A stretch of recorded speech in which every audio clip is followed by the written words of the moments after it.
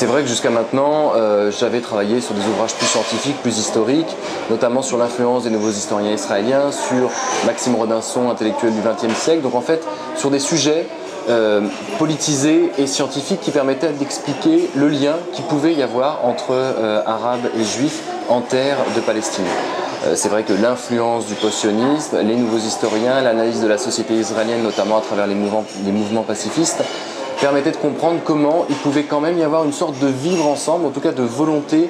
de vivre ensemble entre deux sociétés qui a priori ne se regardent plus, ne se parlent plus depuis de nombreuses années. Et Palestine-Israël, en un mot, Palestine-Israël voyage en pays inconnu, était un projet qui est arrivé, on va dire, en réaction à ces travaux scientifiques. C'est-à-dire qu'à l'issue d'un certain nombre des voyages que j'ai fait là-bas dans des cadres scientifiques,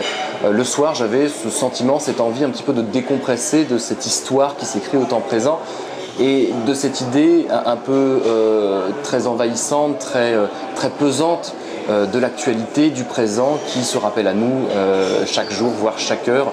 quand on est sur place. Donc le soir, j'avais une envie d'écrire quelque chose de plus littéraire, ou en tout cas des petites notes d'optimisme, des choses qui me faisaient penser et croire qu'il pouvait y avoir un espoir dans cette bulle proche-orientale qui paraît extrêmement coincée depuis 2000. Donc j'ai fait des chroniques littéraires d'un côté, j'avais toujours mon appareil photo au cas où pour les reportages certains rédacteurs en chef ou journalistes auraient besoin de supports photographiques et je me suis pris au jeu de commencer à enchaîner un certain nombre de clichés photographiques et ce projet, ce livre est né, l'idée est née il y a un an et demi. J'ai remis en forme et essayé de faire une sorte de d'olni, d'objets littéraires non identifiés, c'est-à-dire une partie chronique et une partie photographique. Dans l'ouvrage, il y a une centaine de photos qui ne veulent pas revenir sur la partie politique des choses, qui veulent avant tout faire parler l'artistique, le sensible, l'humain. Et de ce livre ont été tirées plusieurs expositions photographiques qui ont un petit peu circulé à Paris, à Bruxelles, à Jérusalem prochainement et dans une ou deux villes en France. Donc ce que j'ai essayé de faire, c'est d'essayer de rendre accessible aux gens qui seraient peut-être un petit peu fatigués d'entendre en permanence le conflit israélo-palestinien à travers le prisme du conflit ou de la tension entre individus, entre sociétés. J'ai voulu essayer de montrer que ces gens-là vivaient ensemble, travaillaient ensemble et finalement étaient plus ou moins condamnés à vivre ensemble. Certains me reprocheraient dans l'ouvrage de ne pas avoir suffisamment parlé de la colonisation, de ne pas avoir suffisamment parlé de la situation à Jérusalem, de ne pas avoir parlé du mur, de ces situations extrêmement tragiques et quotidiennes que sont soit la circulation des Palestiniens de Cisjordanie ou des territoires pour aller travailler en Israël, ou même de ne pas avoir parlé de Gaza parce que je n'ai pas pu y aller, je n'y suis pas allé à ce moment-là et je n'ai donc pas pu en tirer on va dire des éléments pour ce livre. Mais ça n'enlève absolument pas l'idée que l'on a tous qui plus est depuis la dernière opération israélienne à Gaza et cette situation extrêmement tragique, ce mouroir qu'est Gaza, ce blocus qui ne saute pas, cette nouvelle idée maintenant de mettre un mur entre l'Égypte et entre Israël, après le mur de Cisjordanie qui a fait définitivement se couper deux sociétés, mais je dirais même trois, c'est-à-dire que ce mur n'est plus entre Israéliens et Palestiniens, il est entre les Palestiniens eux-mêmes. Donc les sociétés sont divisées et à l'intérieur même, on assiste à on va dire une implosion de la cohésion sociale qui est aussi valable du côté israélien que du côté palestinien, même si il y a une sorte de ferment côté israélien qui est plutôt un enracinement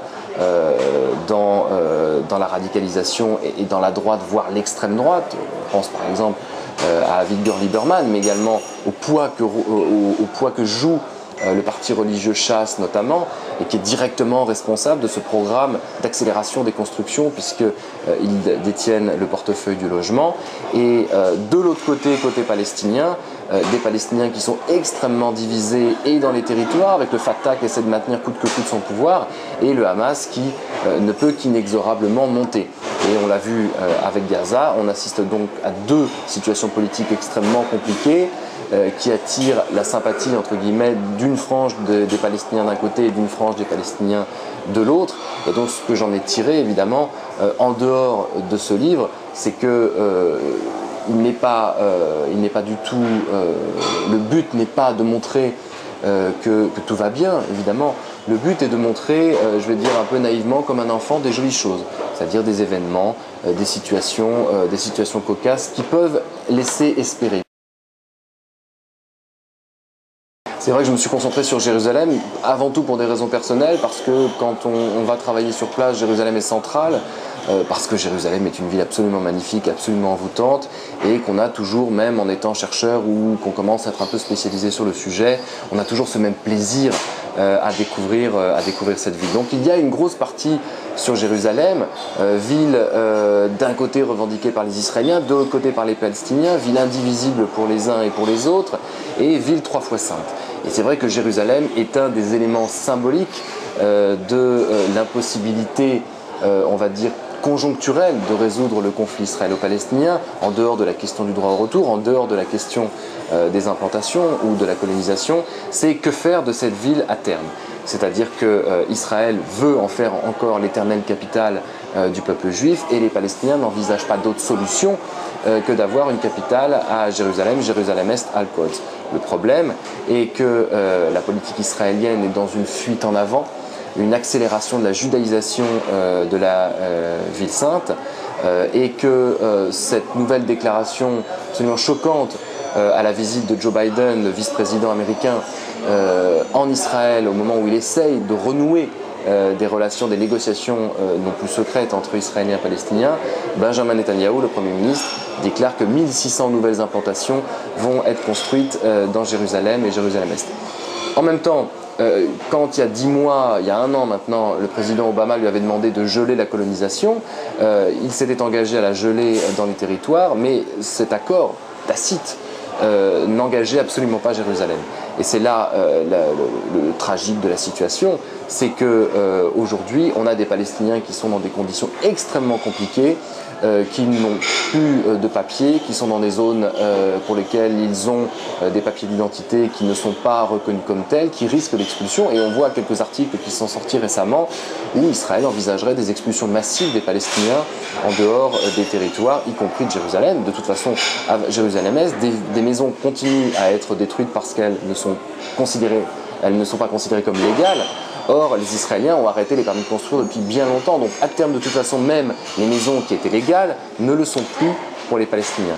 Donc, c'est à Jérusalem une situation particulièrement tragique qui côtoie en permanence, en même temps, la spiritualité et le côté ésotérique de cette ville qui reste extrêmement mystique, mythique et mystérieuse.